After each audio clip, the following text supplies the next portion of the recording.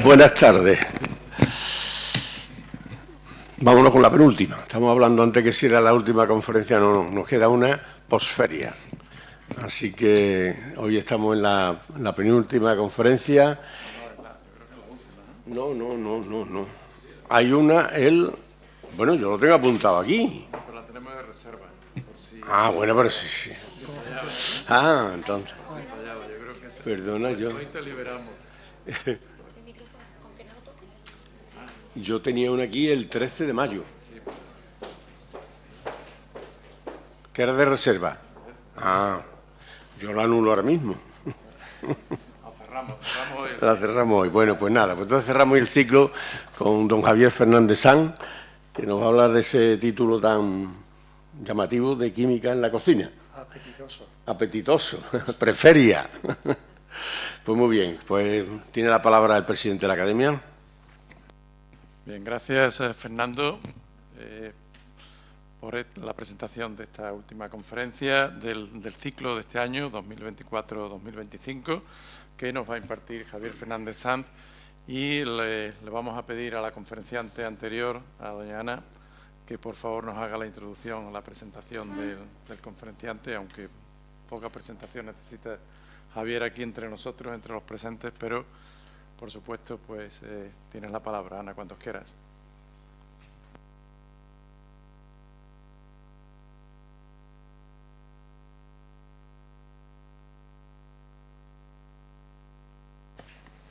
Bueno, buenas tardes, Fernando, Miguel Ángel. Buenas tardes a todos, compañeros académicos, señoras y señores. Es un placer para mí hacer la presentación de Javier Fernández Sanz.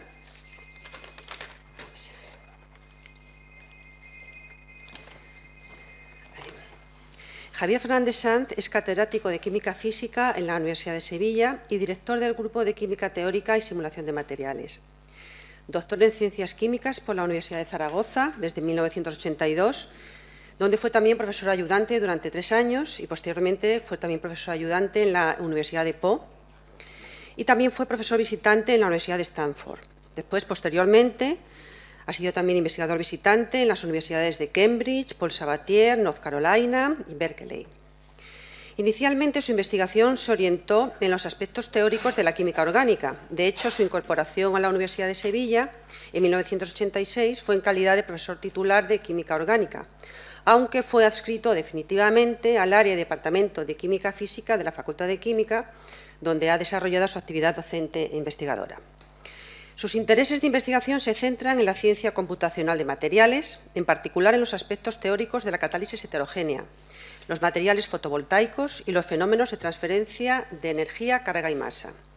Su experiencia abarca métodos teóricos basados en la química cuántica y la mecánica estadística, utilizando tanto simulaciones desde primeros principios como dinámica molecular.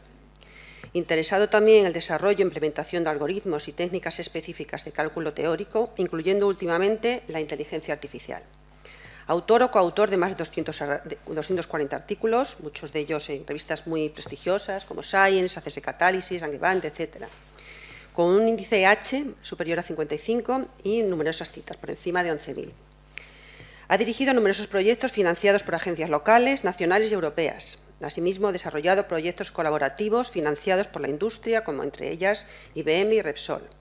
Ha formado parte también de paneles de expertos de carácter nacional e internacional, los contratos Ramón y Cajal, el Centro Nacional de Supercomputación, el Stanford Research Board, etc. Ha supervisado 15 tesis doctorales y numerosos proyectos de trabajos de fin de grado y máster, y es miembro de la Real Academia de Ciencias de Sevilla desde 2017. Y bueno, ahora nos va a dar una conferencia con un título muy sugerente, como es la química en la cocina, del fuego a la esferificación. Yo no sé si va a aplicar métodos computacionales o mecánica cuántica, pero bueno, de cualquier forma será una charla muy interesante. Y Javier, cuando quieras. Muchas gracias.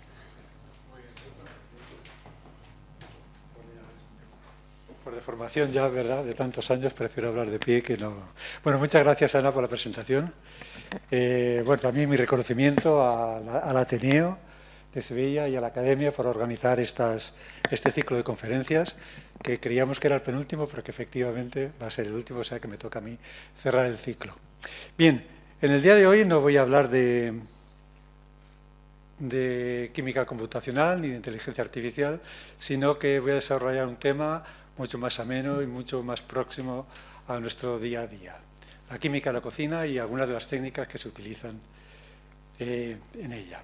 Bien, la cocina, o mejor dicho, la química, participa en cada uno de los pasos que sigue la preparación de los alimentos. Desde la selección de ingredientes hasta la presentación en el plato, se toman una serie de decisiones y se ejecutan una serie de acciones que nos llevan a elaborar un alimento. Por ejemplo, en la selección, si optamos por un plato de arroz, por decir algo que es conocido para todos, tenemos la opción de que sea un arroz, por ejemplo, tipo basmati o bomba. Y en función de del plato que deseamos, elegimos uno u otro.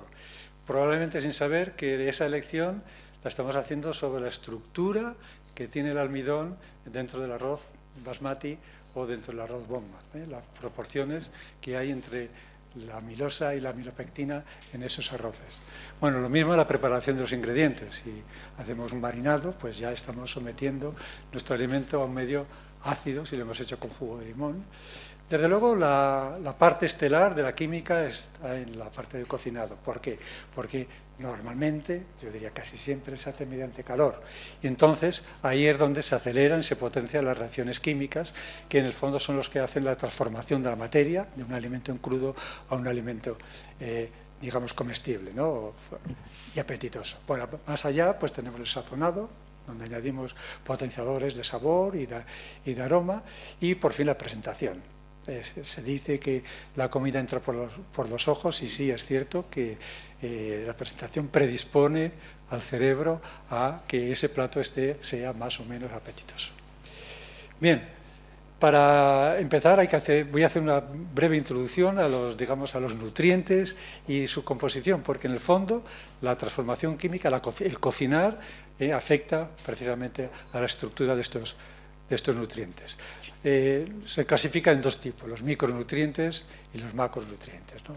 Los micronutrientes son vitaminas y minerales, y bueno, su participación en la cocina pues es, yo diría, despreciable, porque entran de una manera ínfima, ¿no? Los macronutrientes, pues como sabemos, son tres familias: los carbohidratos, los lípidos y las proteínas o prótidos. Y además tenemos que tener en cuenta el agua, el agua, que es un agente sin el cual nada podría ocurrir. No se considera nutriente, puesto que su aportación calórica es cero, pero desde luego desempeña un papel fundamental. El agua tiene unas propiedades químicas como disolvente, tiene una capacidad de juego ácido-base extraordinarias, y luego además las propiedades físicas, termodinámicas, como son pues, su capacidad calorífica, la conductividad térmica, el punto de fusión, de ebullición, etcétera, que la hacen insustituible en la cocina. Voy a empezar por los carbohidratos, que es la familia, digamos, quizá más simple. Pueden ser simples, monodisacáridos o complejos. Y entre los complejos hay que destacar el almidón. ¿Por qué? Pues porque el almidón constituye alrededor entre el 60 y el 90% de la reserva energética de las plantas. ¿Qué es el almidón? El almidón es una mezcla de dos polímeros, dos polisacáridos, en fin, que uno es la amilosa y otro la amilopectina. La amilosa todos ellos están formados por glucosas. El monómero, por decirlo de alguna manera, es la glucosa. En la amilosa son cabeza-cola, son hilos, prácticamente sin ramificar, que forman esas hélices, esa especie de muelles que tenemos aquí en la transparencia. Y la amilopectina, pues resulta de la ramificación con enlaces alfa-1 6 de estos hilos, y que se disponen así de una manera tridimensional en el espacio. Bueno, pues en el almidón la amilosa y la amilopectina se compactan y forman un material básicamente semicristalino, que luego se encapsula en estos granos que tenemos en la imagen superior derecha de la pantalla, y ahí, digamos, permanece relativamente estable mientras no se someta a un tratamiento posterior, ¿verdad? Entonces está ahí semicristalizada y compactada. La siguiente familia, pues las grasas, pues se clasifican como saturadas e insaturadas en función del tipo del ácido graso que lleven, como saponificable, no saponificable, en fin, ahí hay varias de esas grasas, lo que se consideran grasas. Lo importante para nosotros, nuevamente, el compuesto mayoritario son los triglicéridos, que son alrededor del 99% de las grasas. ¿Qué son esos triglicéridos? Pues son los ésteres del glicerol, y en función del ácido graso que forma el éster, que sea monoinsaturado o saturado, pues le decimos que la grasa es saturada o insaturada. Y por fin vamos a las proteínas, cuya función, pues está claro, es la de formar tejidos y reparar estos tejidos. Puede ser de origen animal o vegetal, y nuevamente nos interesa la estructura. ¿Cuál es la estructura de las proteínas? Bueno, pues no son ni más ni menos que una secuencia de aminoácidos, ¿verdad?, que aquí en el dibujo están como si fueran estos avalorios. Cada color de ese avalorio representa un aminoácido distinto, son cadenas muy largas. Entonces, esta secuencia de aminoácidos es lo que se conoce como la estructura primaria.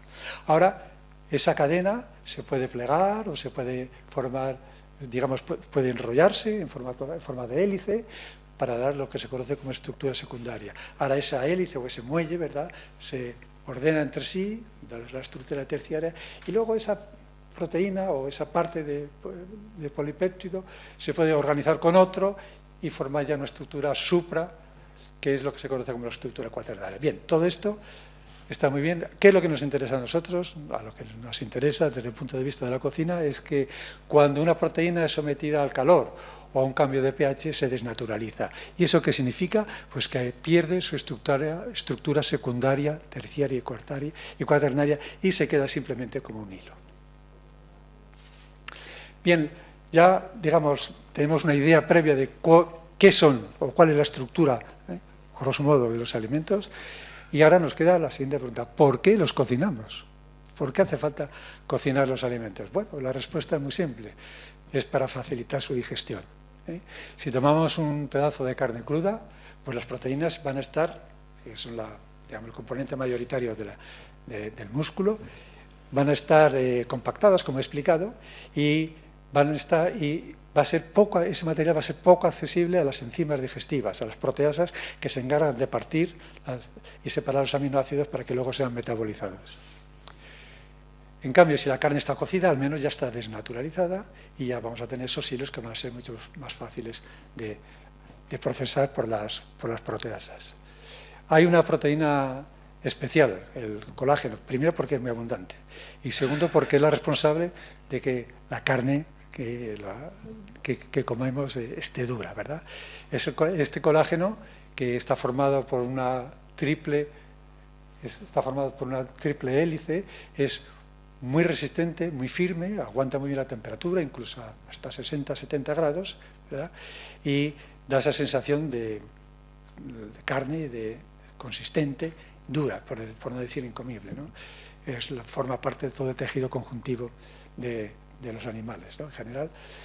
Pues bien, cuando la tratamos a una temperatura próxima a los 90, 80, 100 grados, sufre, y un tratamiento además que tiene que ser relativamente prolongado, es decir, la guisamos, cuando guisamos, por ejemplo, ¿no?, la carne, lo que hacemos es este tratamiento. Lo que ocurre es que esa proteína, el colágeno, se transforma en una gelatina, se gelatiniza, y esa gelatina es más soluble y más digerible. Ocurre un poco también lo mismo con el almidón, ¿verdad? El almidón crudo, como lo encontramos, ¿no?, en el arroz o en las patatas, está encapsulado en esos gránulos que hemos visto antes, y cuando lo tratamos a 60, 80, 90 grados, ¿no?, pongamos la temperatura de ebullición del agua, pues primero se hidrata, esos gránulos estallan, liberan los componentes, es decir, la amilosa y la amilopectina se despliegan, se solubilizan en parte y hacen que, por lo tanto, sean mucho más digestibles por parte de las enzimas de nuestro organismo. Y algo parecido ocurre con las fibras vegetales, que aunque muchas de ellas, como las que ponen ahí, la celulosa, la hemicelulosa, no son directamente digeribles por nuestras enzimas, sí que lo son por los organismos que viven en nuestro intestino, ¿verdad? O sea que entonces, en conclusión, ¿por qué cocinamos? Pues para aumentar la digestibilidad, y esa digestibilidad se consigue, en primer lugar, desnaturalizando las proteínas, segundo, gelatinizando el colágeno. En cuanto a los carbohidratos, gelatinizamos también el almidón. Bueno, y las grasas lo que ocurre es que funden, y al fundir pues todo aquello que sea liposoluble lo disuelve, en particular pues varias vitaminas como las que pone ahí, la E, D, etcétera. Se disuelve y entonces pasan al organismo. Bien, pues ahora ya, después de esta breve introducción, pasamos a cómo cocinamos. Y bueno, hay muchas técnicas, ¿no? Voy a referirme únicamente a lo que ocurre con aquellas más básicas, ¿no? Que es el fuego, el hervir, el cocer en agua, ¿no? El freír, porque freímos, y luego hay algunas ya, digamos, un poco más, la verdad es que es muy común, ¿no? La cocción al vacío o la cocina molecular, un poquito más especial, y no voy a desarrollar fermentación y criococina, porque una de dos, o la fermentación toma mucho tiempo, que a escala de cocina doméstica no nos sirve, y la criococina pues requiere un equipamiento que por lo general no se tiene en una cocina doméstica. Vamos a empezar por el fuego. El fuego, desde luego, tuvo que ser la primera transformación que hizo un humano en un alimento, ¿verdad? ¿Y qué es lo que conseguimos con el fuego? Pues directamente, lo primero es desnaturalizar las proteínas, eso está claro.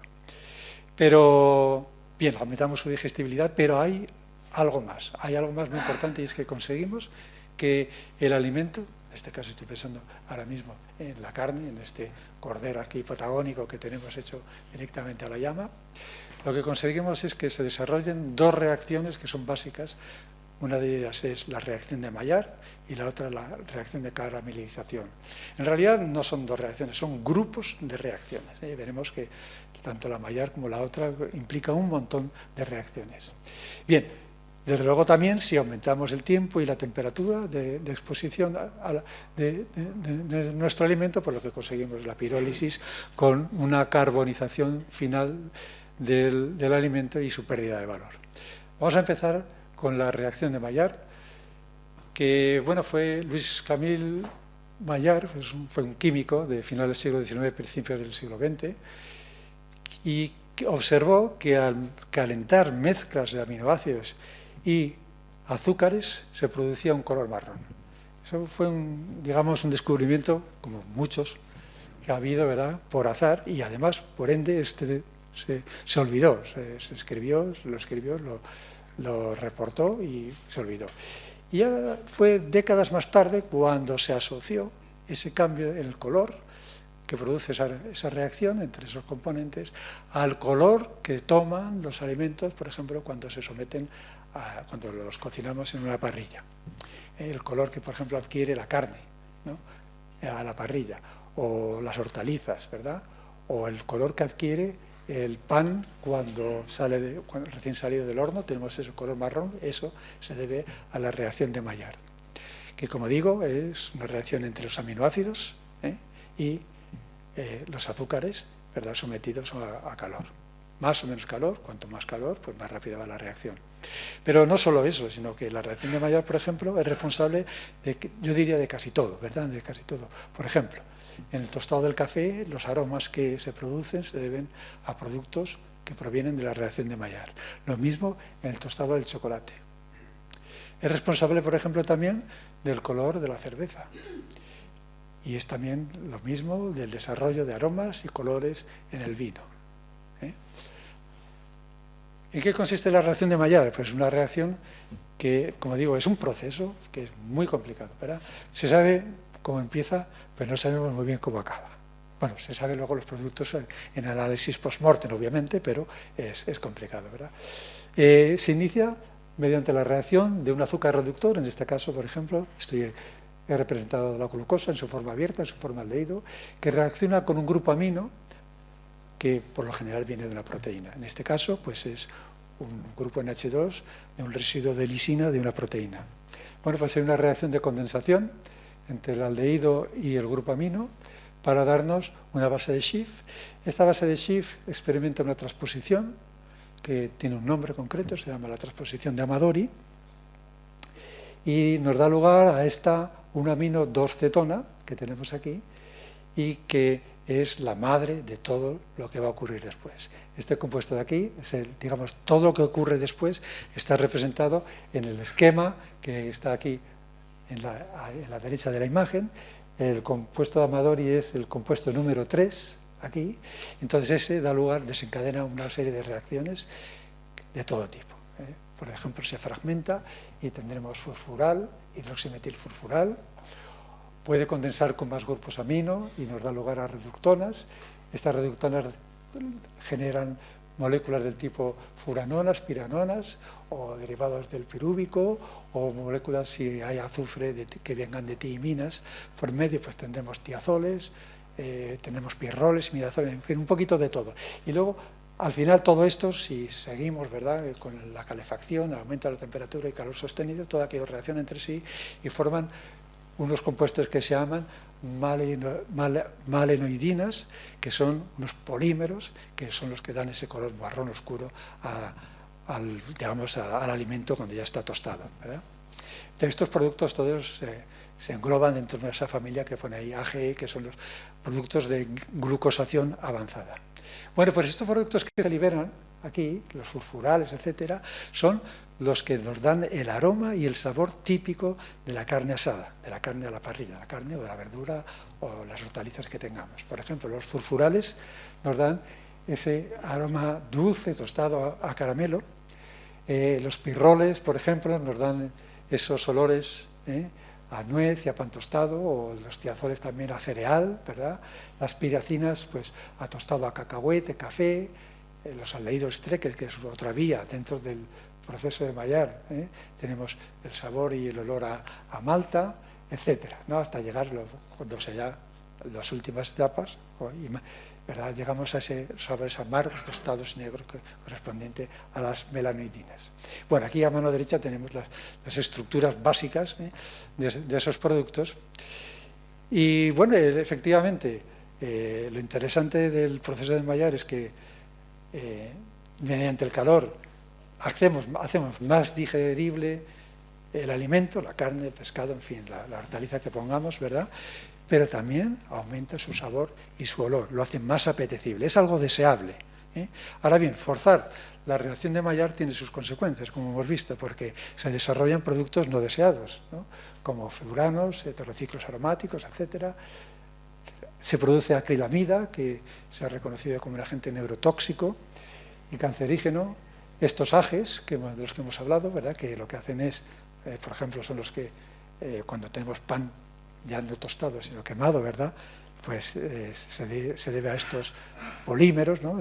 Tenemos aquí distinta graduación, desde el pan que ponemos aquí, safe, es decir, bueno, sano, saludable, ¿verdad?, hasta aquel otro que tiene muchos productos que derivan de esta reacción de Maillard.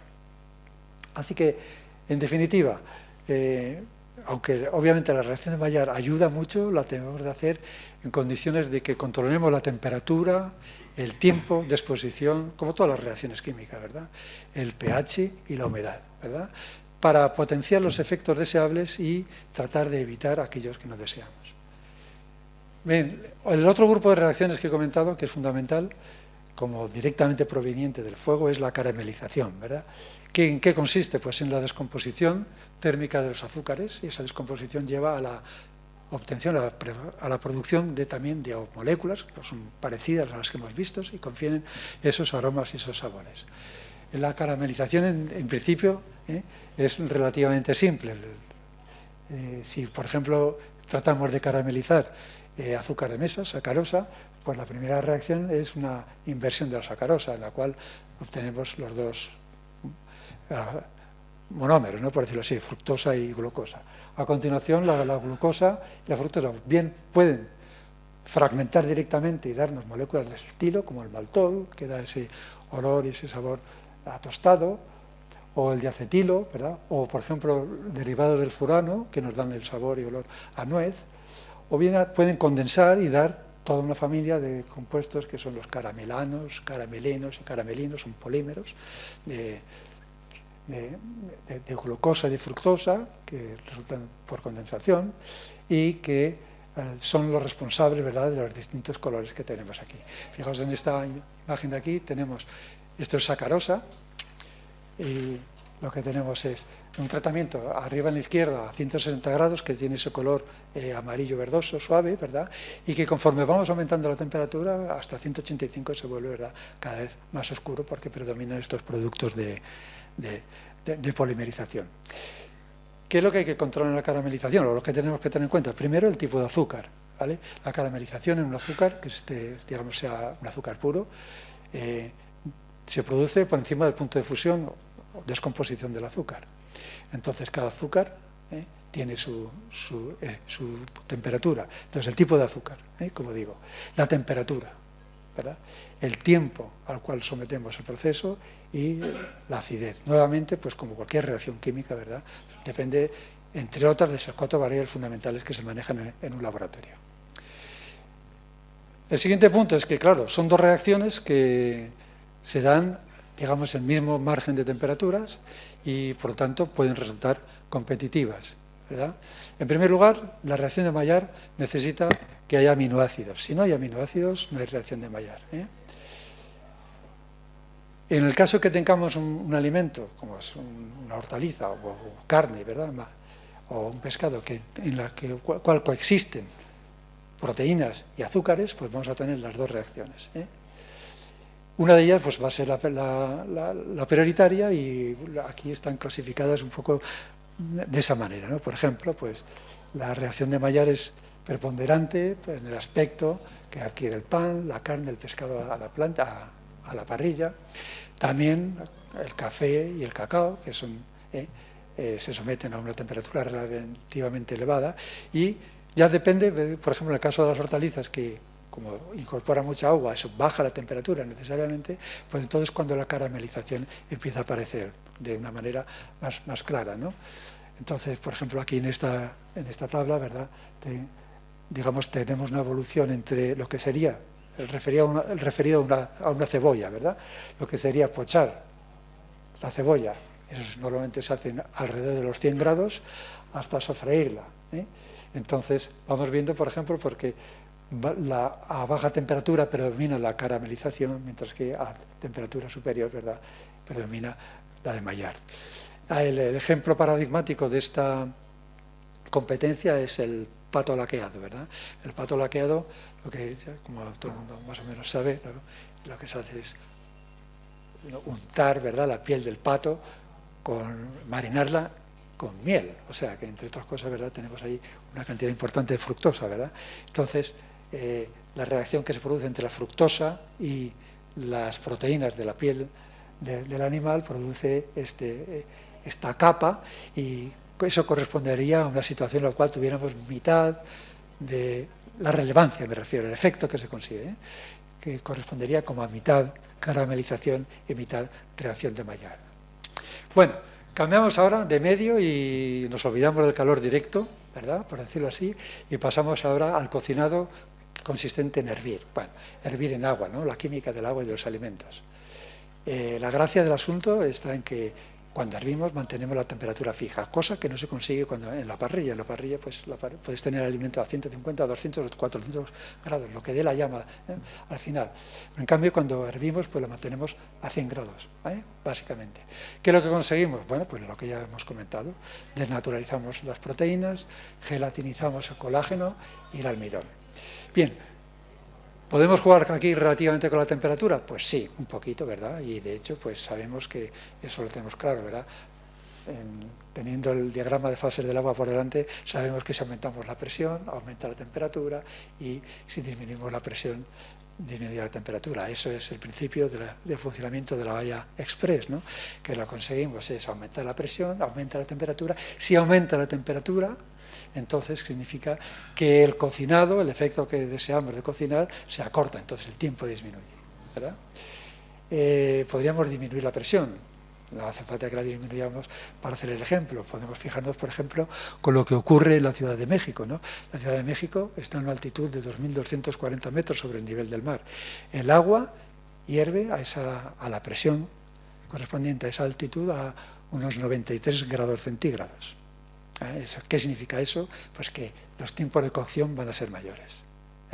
Por ejemplo, he puesto aquí, digamos, un caso típico. Vamos a cocer las patatas y vamos a tomar como referencia la ciudad de Sevilla, a 7 metros sobre el nivel del mar, temperatura de ebullición 100 grados centígrados. Entonces, en la Ciudad de México tendríamos, como acabo de comentar, 93 grados, ¿verdad? Y lo que en la ciudad de Sevilla nos costaría cocer las patatas 20 minutos, pues la Ciudad de México nos costaría alrededor de 30 minutos. O sea, casi es un 50% más el tiempo necesario para que produzca el cocinado. Y podemos hacer el caso contrario, irnos al punto con menor altitud del planeta, que es el Mar Muerto, entonces cocinar unas patatas, conseguir que las patatas estén cocidas en el Mar Muerto a 430 metros por debajo del nivel del mar, pues nos llevaría unos 18 minutos, es decir, un par de minutos menos. No es tanta la diferencia en este caso, porque son 400 por debajo y los otros son 2.200 por arriba, o sea que hay mucha diferencia en la presión. Bien, el inconveniente que tenemos cuando cocemos en agua, tenemos muchas ventajas, pero tenemos un inconveniente, y es que perdemos los nutrientes, la fibra, no solamente, o sea, de todo tipo, nutrientes y micronutrientes que son solubles en agua, que se van con el agua de cocer, ¿verdad? Se produce esa lixiviación que nos hace perder la fibra soluble y parte de las vitaminas. ¿Cómo se puede evitar eso? Pues simplemente cocinando al vapor, ¿verdad? Se cocina al vapor y de esa manera evitamos esa lixiviación. Es una técnica que es muy común, o sea, se puso de moda hace como 30 o 40 años, ¿verdad? Y se han diseñado utensilios y hornos específicos, ¿verdad?, para cocinar al vapor. Pero bueno, nosotros lo conocemos muy bien eso, porque los mejillones al vapor se cocinan, se preparan usando esa técnica. Entonces eso permite obtener, o los berberechos, ¿verdad? O sea, eso permite obtener un mejillón, en este caso, que conserva exactamente los mismos sabores como si fuera recién sacado del mar, porque no ha perdido los sabores y, por supuesto, no ha perdido el resto de nutrientes. Puede parecer una técnica nueva, pero no tiene nada de nueva. Los tamales mexicanos, que es lo que responde a la segunda imagen, se cocinan al vapor. Y hay indicios de que ya se cocinaban al vapor. Se han encontrado restos datados en más de 5.000 años antes de Cristo que ya utilizaban esta técnica de cocer al vapor. El cuscús del norte de África, del Magreb, se cocina también de la misma manera.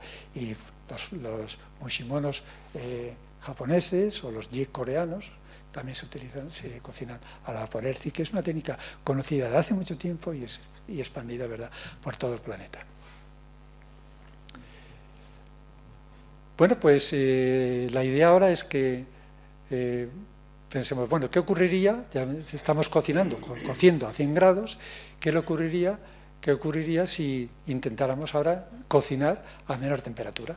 Vamos a poner, pues no sé, a 60, 70 grados, que es lo que normalmente se utiliza, en lo que se conoce como la cocción a baja temperatura y la cocción al vacío. Vamos a empezar por la baja temperatura. Bueno, pues vamos a cocinar. ¿Qué pasaría, ¿no?, si cocinamos, como digo, a baja temperatura? Obviamente,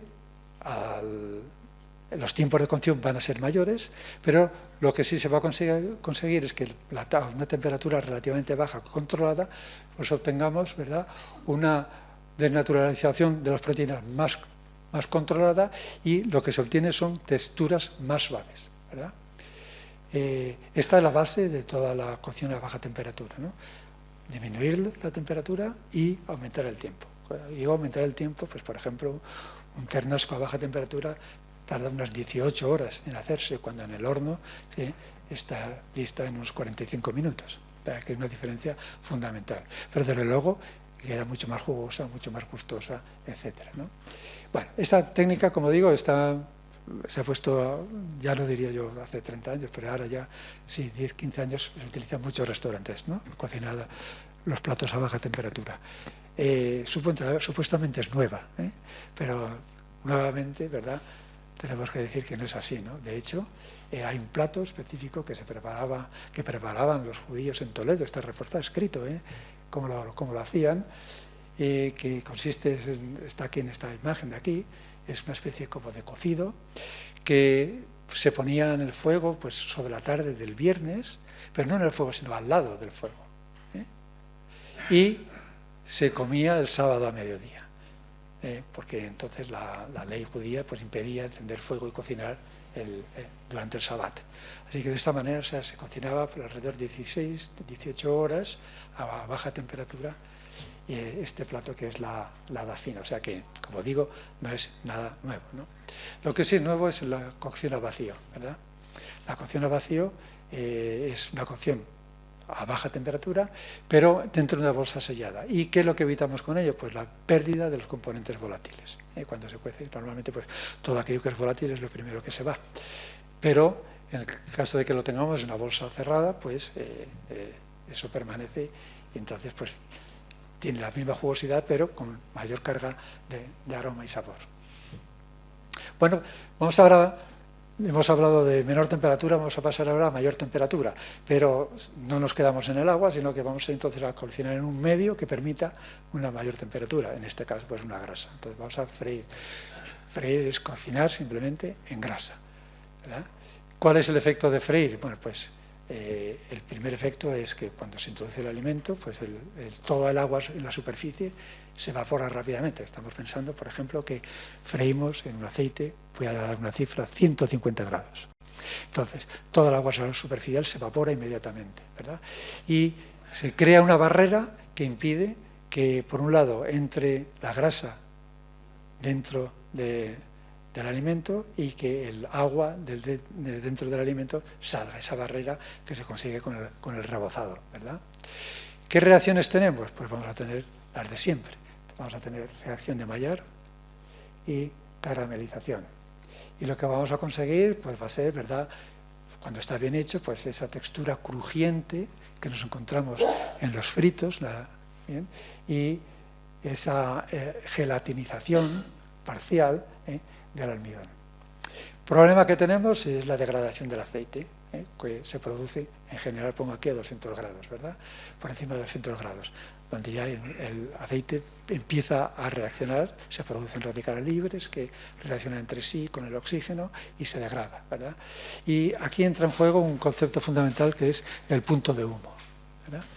El punto de humo, ¿qué es el punto de humo? Pues simplemente lo podemos definir como aquella temperatura a la cual un aceite o grasa comienza a humear de forma visible. Luego, la palabra no puede ser el concepto más claro. Punto de humo, pues cuando humea de forma visible. ¿Qué pasa cuando se llega y se sobrepasa el punto de humo? Pues que los ácidos grasos se rompen, ¿verdad?, se producen radicales, como he comentado, reaccionan entre sí, se generan compuestos tóxicos, entre ellos, por ejemplo, la acroleína, que ya he comentado también, se producen, por lo tanto, compuestos que dan mal sabor, mal olor, se degrada el aceite y al final todo, pues tenemos que terminar tirándolo, ¿verdad? A la derecha tenemos una tabla superpuesta a esta imagen con el punto de humo de algunos aceites y eso nos puede servir de pista para ver qué aceite deberíamos utilizar a la hora de freír, ¿verdad? Entonces, digamos, entre los comunes, los que utilizamos nosotros, ¿no?, en nuestra cultura, en nuestra sociedad, pues tenemos el alto oleico, el girasol alto oleico, con un punto de humo de los alrededor de 230 grados. Es igual prácticamente que el orujo de oliva, el aceite de orujo de oliva.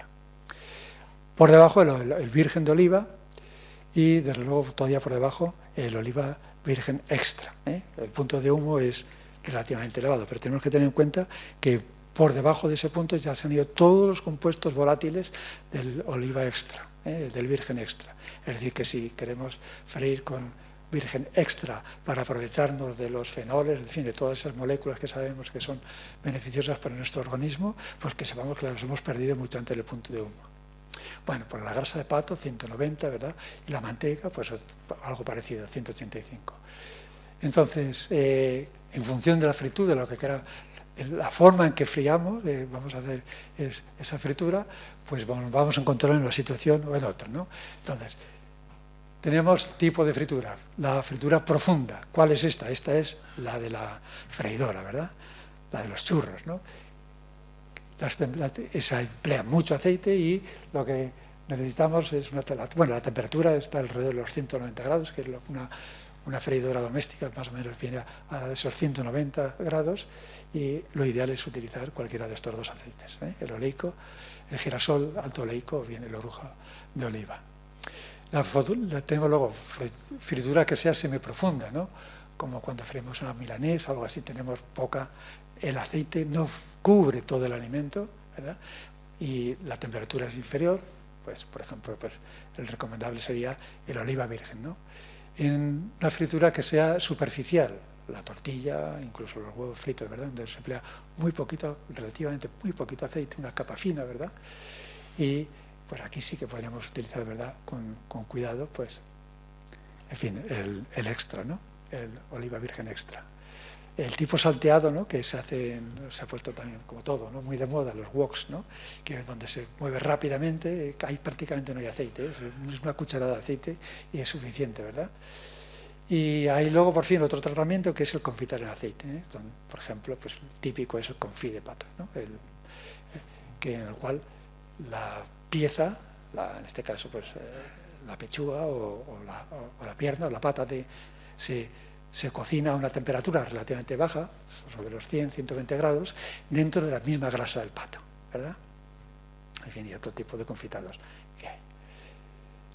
Bueno, por fin vamos a pasar ya al último capítulo que voy a desarrollar, que es la cocina molecular, ¿verdad?, que es lo que constituye la vanguardia, ¿no?, de la gastronomía, de la cocina hoy en día, ¿no?, la esferificación y la gelificación avanzada. Me voy a centrar sobre todo en la esferificación.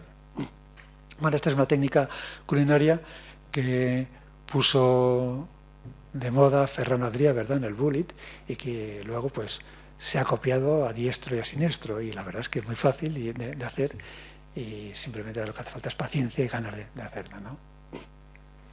La técnica lo que utiliza es un agente gelificante, ¿eh? El más usado es el alginato de calcio. Y básicamente estas esferas, ¿no?, las producimos de dos maneras, o bien mediante lo que se conoce la esferificación básica o directa, ahora las describiré con un poquito más de detalle, o bien la inversa, ¿verdad? La básica o directa es la usual para, por ejemplo, preparar un caviar de fruta, ¿eh? Mientras que la inversa, pues, es la que se utiliza para preparar, pues, un cóctel encapsulado, ¿verdad?, o una esfera de yogur, son más resistentes, se pueden hacer también más grandes. Bueno, no son las únicas técnicas de gelificación, sino que se pueden utilizar también para preparar emulsiones, espumas, geles, etcétera, compuestos propensos a generar hidrocoloides, como son el agar-agar, los carragenos y la goma santana, ¿eh? Todos estos compuestos forman parte de lo que se conoce como la gelificación avanzada, que son, como he dicho, los responsables de la formación de esas espumas, ¿no?, y que nos resultan tan refrescantes y por lo general tan apetitosas, ¿verdad? Bien, vamos a pasar a la esferificación. ¿Cómo se hace la esferificación? Bueno, pues en el caso de que utilicemos alginato, que es casi siempre, ¿verdad?, lo que se hace es utilizar la sal sódica del ácido algínico, lo que es el alginato de sodio. ¿Qué es el alginato? Bueno, pues es un polímero, un polímero en el que entran dos ácidos, el ácido manurónico y el ácido glurónico.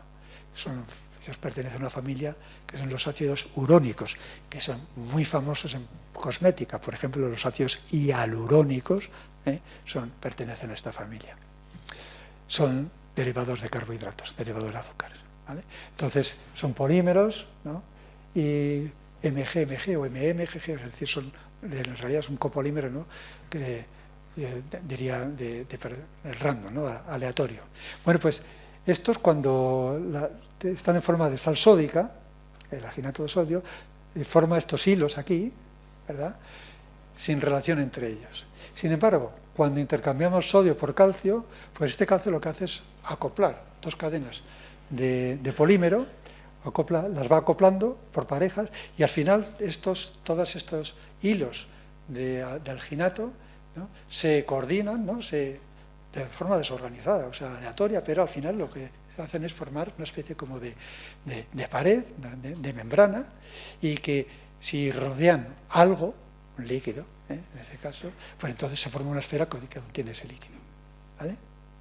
Entonces, el plan está en que estos iones calcio, ¿verdad?, atrapan 4 grupos de ácido urónico y una pareja de una cadena y otra pareja de otra, entonces las unen y los va uniendo a trozos, ¿verdad?, los va uniendo, como en este esquema de aquí. En este esquema de aquí es un modelo donde tenemos el alginato de sodio y al pasar al alginato de calcio se forman estas parejas así. Este modelo recibe un nombre, es el modelo de la caja de huevos, de 2 hueveros, que justamente los huecos están ocupados por los calcios. Pues bien, entonces esta membrana que se forma, si se forma de una manera regular, y vamos a ver cómo se consigue, pues encierra dentro algo que es lo que vamos a esferificar. Entonces, ¿cómo funciona? Vamos a empezar por la esferificación directa. Bueno, entonces, lo que hacemos es que mezclamos el alginato con la sustancia que se desea esferificar. Pongamos que vamos a hacer un caviar de fruta, pues entonces con el jugo de fruta, ¿no? Ahí añadimos el alginato sódico. Y eso lo añadimos, ¿no?, mediante gotas a una disolución de cloruro de calcio, ¿verdad?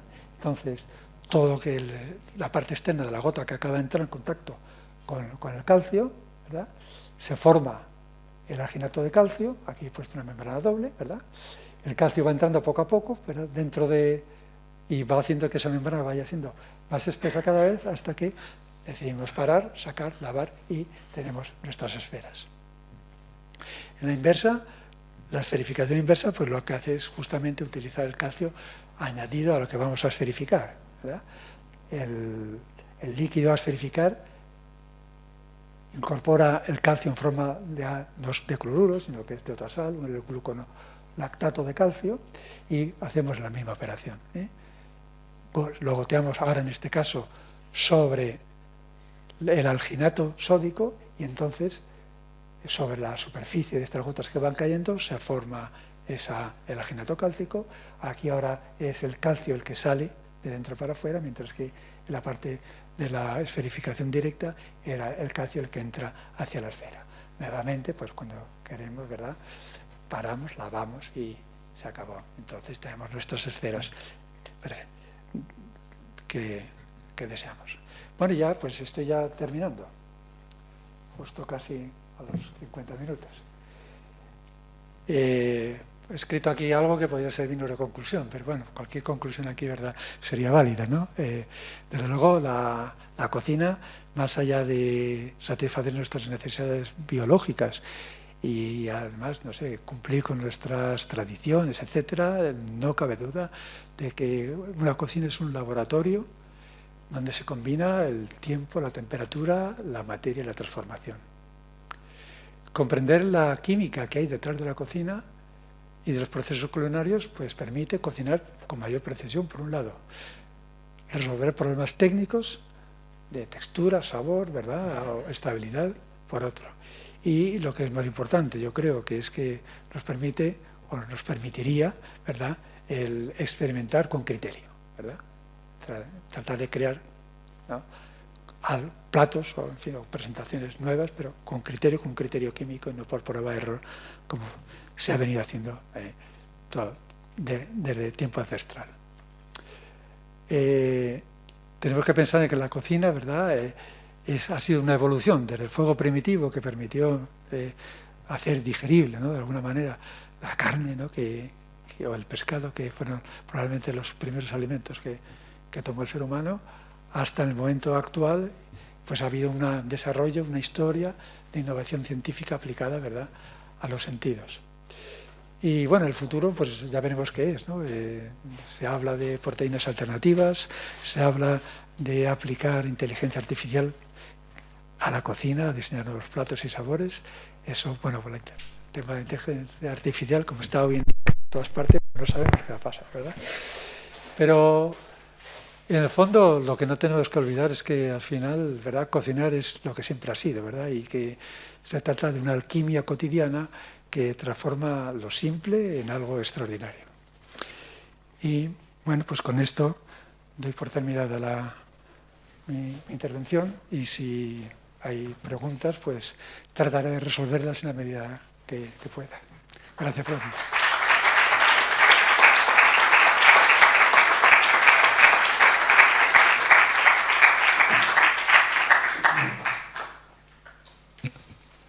Muchas gracias, Javier, por esa interesante disertación que nos has presentado hoy sobre la química en la cocina, que casi nos ha abierto el apetito aquí a más de uno a estas horas ya de la tarde. Bien, abrimos el debate, preguntas desde la audiencia. Lo que sí os iba a pedir que uséis el micrófono, que os esperéis para hablar, levantéis la mano, porque si no, no se graba bien para el vídeo. ¿Alguna pregunta?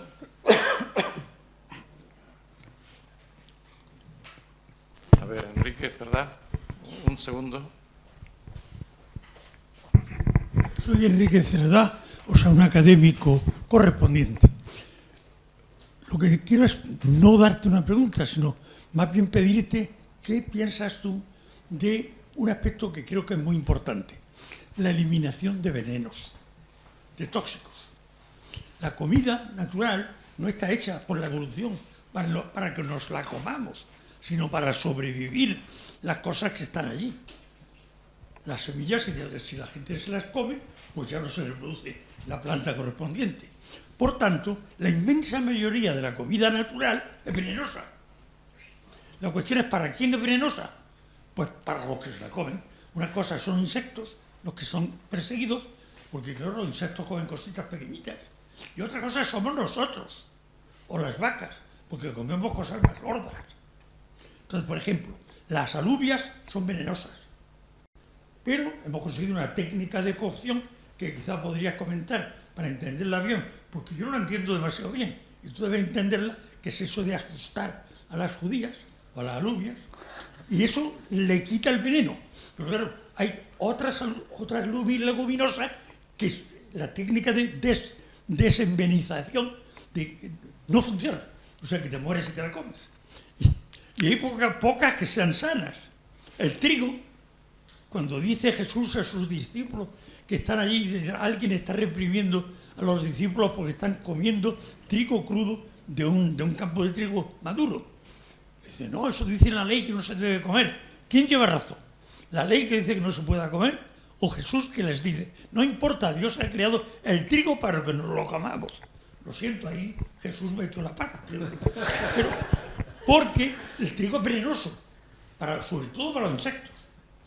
Y eso me lleva al punto siguiente, gluten. El gluten, unos que ahora ya que no quieren gluten, que sí quieren gluten, pero hay unos cereales que tienen gluten y otros que no lo tienen. Y la cuestión es, ¿en qué sentido afecta eso a que se pueda hacer pan o no se pueda hacer pan?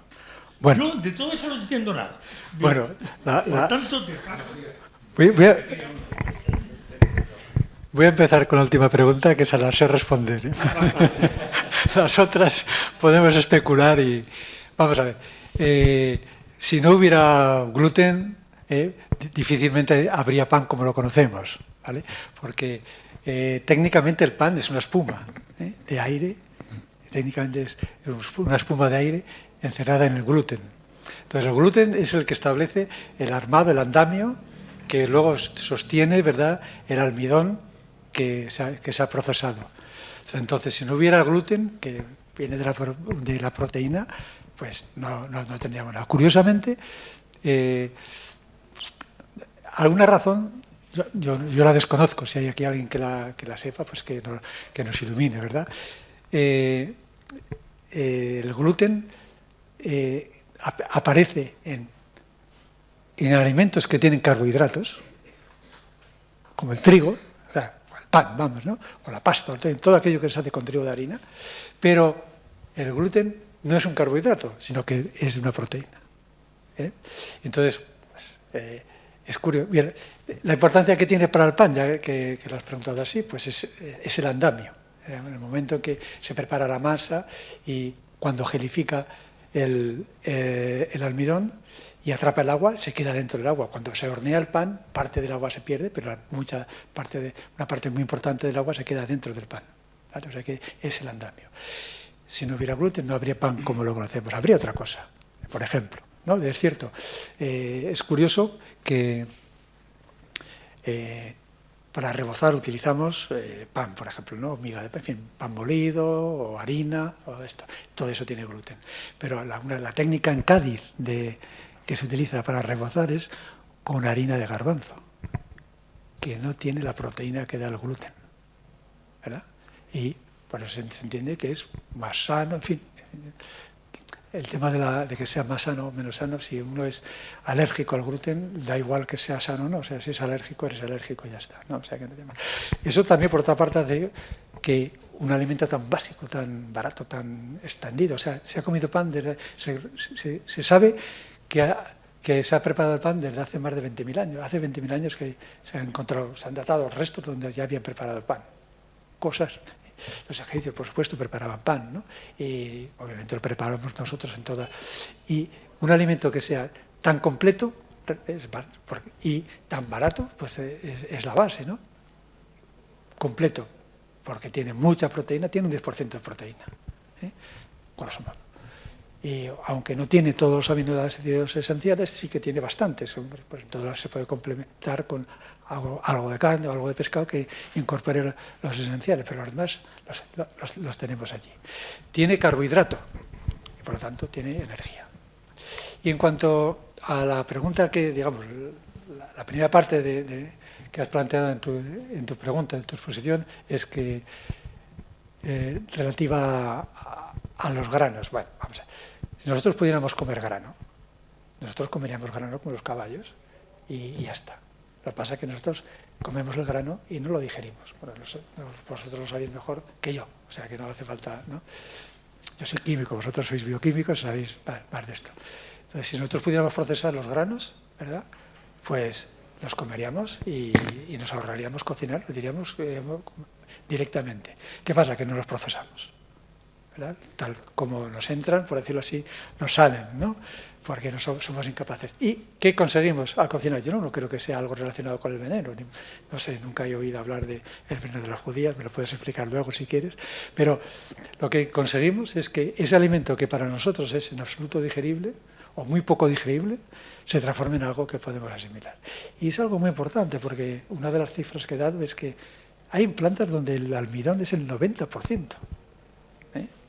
Si además a eso le añadimos la celulosa, la hemicelulosa, que no transformamos directamente, sino que transforma nuestro bioma, pues hay una cantidad brutal de energía disponible para que nosotros nos podamos nutrir, prosperar y proliferar, ¿no?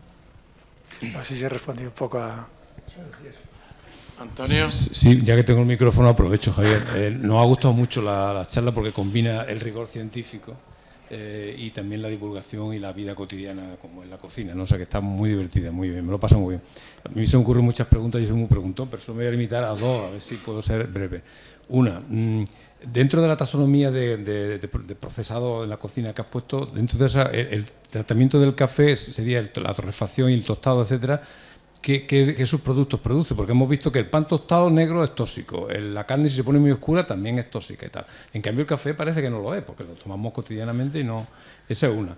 O sea, el tema del café, en todo eso que has puesto ahí.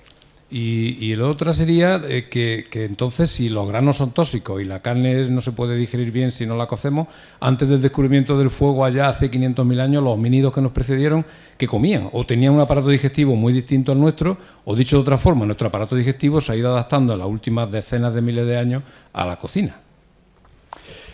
Pues vamos a empezar por la segunda parte, ¿vale? Que siempre es más fácil. Vamos a ver. ¿Qué comían? Bueno, no es que se crea, sino hay datos de que se hacía pan antes de que se desarrollara la agricultura, ¿vale? O sea que entonces sí que efectivamente se sabía procesar las semillas, ¿no? ¿Qué comían? Pues yo creo que comían lo que comen los leones y comen los gatos, o sea, directamente carne cruda, no hay otra, ¿no?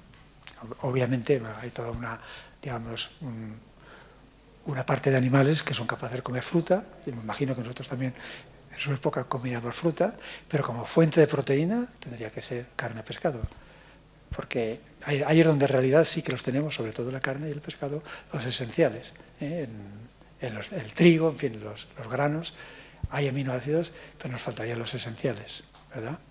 Yo entiendo que se comería carne cruda, igual que ahora se come carne cruda, ¿verdad? ¿Qué pasa? Que ahora mismo carne cruda comemos alguna carne, ¿verdad? La que nos sale bien filetadita del lomo, etcétera, etcétera, que no está dura y la comemos así, o el atún, el pescado, por ejemplo, ¿no? Nos comemos según qué partes. ¿Qué pasa? Que cocinando nos podemos comer todo, ¿vale? Entonces, por ejemplo, hay platos que yo creo que se consideran vulgares, incluso denostados, no son las manitas de cerdo. Las manitas de cerdo, una vez que se les elimina la poca grasa que tienen, de la cual parte es insaturada, o sea que tiene parte de oleico, sobre todo si el cerdo es ibérico, una vez que se elimina, que es muy fácil, el resto es colágeno. Y eso es proteína pura, o sea, son péptidos, una hidrolizada, etcétera. Entonces lo que tenemos son péptidos directos para nuestro organismo, ¿vale? Entonces, entre la carne cruda y la carne cocinada, pues no sé, 5 o 6 horas, ¿no? que requiere la cocción de unas manitas de cerdo, por decirlo así, que es tejido conjuntivo prácticamente 100%, pues hay mucha diferencia. Y la primera pregunta se me ha ido. La del café. Bueno, lo que pasa es que el café se tuesta, pero se tuesta de manera controlada. Claro, o sea, no se quema, claro, no se quema, ¿no? Se tuesta de manera controlada, se desarrollan esos sabores basados en furfural, tiazoles, etcétera, que dan el olor. Nosotros decimos olor a café directamente, pero detrás hay unas moléculas que nos conceden esa mezcla de un poquito de olor a nuez, un poquito, etcétera, ¿no? Y ya volviendo a insistir sobre el tema, voy a insistir sobre el tema del vino, que es algo que yo he descubierto ahora. Yo con estas charlas aprendo mucho. Sí, claro, porque te pones a leer a derecha y a izquierda y entonces aprendes mucho. Ya cuando hice la de inteligencia artificial hace 2 años, pues aprendí muchísimo, porque estaba centrado en mi campo y luego aprendí, claro, te toca. Entonces, a mí me ha sorprendido muchísimo el tema del vino, ¿no? El desarrollo de los aromas del vino es por reacción de Maillard. Y tú me vas a decir, bueno, claro, pero hemos dicho que para la reacción de Maillard hace falta una temperatura elevada, 150, 140 grados. Sí, cierto. A esa temperatura la reacción de Maillard va muy bien. Cuando digo bien, va rápida. Cuando la temperatura es baja, cuando tenemos la temperatura ambiente, pues la reacción va lenta. No es que no vaya, pero va lenta. Y sí que tiene lugar en las barricas. Y las barricas, luego tú te miras efectivamente cuál es la composición del vino, aparte del alcohol, etcétera, resulta que hay proteínas dentro, resulta que quedan azúcares, una proporción bajísima, el 0,1 o el 0,8%, el 1%, dependiendo del tipo de azúcar que busquen, muy baja, pero suficiente para que se produzcan esas moléculas, ¿no?, de esos aromas, y que como son tan explosivos, pues tú tomas una copa de vino, hueles y pues este sabe a grosella. ¿A qué sabe la grosella? Pues a ese producto. O tiene aromas de nuez, aromas de lo que sea, y es la reacción de Maillard, que se produce a baja temperatura, pero en un plazo de tiempo enorme. Una barrica, pues una reserva, bueno, para poner, no hace falta un crianza, 6 meses, ¿no? Pues 6 meses, muy lento. Y además resulta que, según parece, vale, esto ya lo tendré que confirmar, pero por lo que hay varios autores que apuntan en esta dirección, es que la propia madera interviene, no voy a decir como catalizador, pero sí como favorecedor, la madera de la barrica, como favorecedor de la reacción de Maillard a 20 grados. Bueno, muchas gracias por la conferencia. A mí también me ha gustado mucho. Entonces, te iba a hacer una pregunta sobre el vino, precisamente, o sea que así que me la ahorro. Y la otra pregunta que te quería hacer tiene que ver con algo que has mencionado un poco de pasada, que es la inteligencia artificial. Se habla, en fin, depende de quién lo diga, uno se lo cree más o se lo cree menos, la inteligencia artificial aplicada a la cocina. Bueno, yo te quería hacer una pregunta intentando huir de ciencia ficción. ¿Existe, que tú sepas, algún procedimiento de optimización o bien de elementos, de componentes, o bien de modo de cocción, modo de preparación de la comida, que tenga base científica? Que tenga base, pero quieres decir directamente base científica, pues en inteligencia artificial. No, me refiero. Puede ser que ya que dices que has leído a un lado y a otro, si has tenido conocimiento de alguna actividad verdaderamente... La esferificación, por ejemplo, es algo que se utiliza muchísimo. Los biólogos, bioquímicos, lo utilizan, por ejemplo, para encapsular tejidos, para encapsular células. O sea, se tiene perfectamente medido, se hacen esferas, las cuales encapsulan células. Y esas células están en un ambiente especial, y se trabaja con ellas. O sea, eso se tiene súper controlado. Por ejemplo, la esferificación, ¿vale? Lo mismo, la gelificación avanzada, esto se tiene súper estudiado, ¿no? Eso hay imágenes de rayos X, etcétera, de cuál es la estructura, etcétera. Eso sí que se tiene controlado. Ahora, El tema principal, si me dices la reacción de Maillard, bueno, la reacción de Maillard pues está cumpliendo ahora los 100 años. Entonces, hay más de 50.000 artículos que se han publicado sobre la reacción de Maillard y alrededor de un centenar de congresos específicos que se han desarrollado sobre la reacción de Maillard. Y, bueno, no es que no se entienda, sí que se entiende, lo que se sabe es que pasa de todo, ¿verdad? Pero un poco es eso lo que ocurre, ¿verdad? O sea, se sabe cómo empieza y no sabemos luego cómo termina. Pero sí, o sea, interviene y se sigue trabajando sobre ella, pues precisamente, ¿por qué? Porque si, digamos, pudiéramos aislar de una manera concreta, lo que pasa es que no es aislar un producto ni dos, sino probablemente docenas de compuestos que son responsables de que cuando hueles la carne de la parrilla te da, en fin, cada uno encuentra un aroma en eso, ¿no? Pero el que tú encuentras, por ejemplo, tú dices, pues mira, esto es una mezcla de 100 productos, vamos a poner pocos, solamente 100, y en el cual entra al 1% el tiazol, al 2% el pirrol, no sé qué, etcétera, pues entonces, si eso lo pudiéramos hacer, pues no nos haría falta más que hacer un alimento artificial, ¿verdad? Basado, por ejemplo, en colágeno, imagínate, proteína hidrolizada y gelificada, y a continuación le añadimos los polvitos estos provenientes de esa mezcla que hemos hecho y nos estamos tomando como si fuera un bife de chorizo argentino a la parrilla, ¿no? Pues claro, eso sí sería lo ideal. Lo que pasa es que es muy complicado, son cientos y cientos de productos que no se saben bien, siempre son mezclas. Hay alguno que, en algún caso, para el caso, por ejemplo, del aroma a nuez, pues parece ser que el furfural, el hidroximetilfurfural predominan en la mezcla. Entonces, pues, un poco... En definitiva, la respuesta es a medias. Se sabe bastante, pero de luego estamos lejos de poder controlar esto, afortunadamente, ¿no? Porque yo creo que ningún cocinero de los digamos, de alto pedigrí se mete en estos berenjenales, espero, vamos, sino que se cocina y saben perfectamente las mezclas, sabores, esto para los resultados que ellos quieren. Y cada una de esas recetas que tiene, una parte de esas recetas daría para hacer una tesis doctoral, ¿no? De caracterización, síntesis, caracterización, etcétera. ¿Alguna pregunta más de la audiencia? Bien, yo cuando estabais hablando de la esferificación y de los alginatos y tal, recuerdo de mi estancia en el King's College en Londres, que precisamente estuve trabajando con alginato para inmovilizar algas verdes, algas unicelulares, para hacer fotosíntesis y pues, producir compuestos ricos en energía. Era en la década de los 80, hace 40 años, igual que para mantener las estructuras de las células y que no se dañaran con la congelación lenta, pues la congelábamos con nitrógeno líquido para hacer una congelación rápida. Años después salió Ferran Adrià con la bolita de alginato y con los huevos fritos en nitrógeno líquido.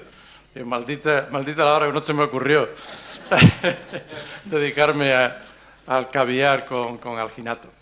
No, yo te quería hacer una pregunta, un comentario. Estás hablando de la química en la cocina, pero no todo quizás sea química de lo que has dicho. Es decir, lógicamente la reacción de Maillard es una reacción química, y lo del alginato, por ejemplo, la sustitución de calcio por sodio, o al revés, sodio por calcio. Pero luego, como bioquímico, quizás una desnaturalización de una proteína, eso casi es más física que química, como tal. No es una reacción química. Igual que, por ejemplo, cuando se bate un huevo para hacer una tortilla, o cuando por ejemplo, se coge y se hace una mayonesa, se mezcla el agua con el aceite y con el huevo. Entonces, yo creo que casi tanta física hay como química en la cocina. Bueno, yo discrepo de... No, precisamente por eso te lo digo, para que discrepes. Sí, tenemos que ponernos de acuerdo. El enlace por puente de hidrógeno es químico o físico. Entonces, si nos ponemos de acuerdo sobre eso, seguimos. Y si no, si coincidimos que es químico, entonces es química. ¿De acuerdo? O sea, el plegamiento de las proteínas en secundaria, terciaria, etcétera, es por el puente de hidrógeno, básicamente, sí. Y la electrostática. Pero el puente de hidrógeno, que yo sepa hasta ahora, hay varios químicos en la sala, lo consideramos terreno nuestro. No, sí, pero esa es la pregunta, es más pero de todas maneras, ahora esto nos lleva luego, que ahora en el fondo podemos escribir las ecuaciones de velocidad para cualquiera de estas reacciones y me vas a preguntar, bueno, ¿pero esto es matemáticas o química o física? Digamos, en el fondo, ¿qué va a ser? Borderline. Yo creo que es una discusión que no, que no tiene... Bien, pues alguna pregunta más. Bueno, pues con esto cerramos el ciclo por este año. Darle las gracias a todos los conferenciantes, empezando por José Luis de Justo, que si no recuerdo mal fuiste el primero sobre las danas de Valencia y algunos otros de los que aquí estáis. Y con ello, pues por supuesto, le damos las gracias un año más al Ateneo, aquí representado por su secretario general, Fernando. Muchísimas gracias por todo, otro año, y quedamos emplazados para el siguiente. Bien, muchas gracias. Bueno, pues a mí me queda simplemente felicitar a Javier por su conferencia. Nos han movido todos los jugos y estamos en hora de intentar hacer algo más. Quiero comentaros que para mí ha sido un placer, por segundo año, tener que estar presente en estas conferencias, aunque yo soy muy sincero, de algunas me he enterado de poco, de otras, evidentemente, pues me he enterado mucho más. Pero la verdad que ha sido un placer y que espero que el próximo año, el próximo curso, que no sé si lo comenzaremos en el último trimestre o en el primer trimestre del siguiente año, pues nos volvamos a ver. Y para mí será un placer, si no hay inconveniente ninguno, en volver a presidir estas reuniones, porque ya, pues después de tanto tiempo, pues nos conocemos y tenemos aquí un buen número de amigos. Solo me queda que desearos una buena feria, un buen verano y hasta el próximo curso. Muchas gracias.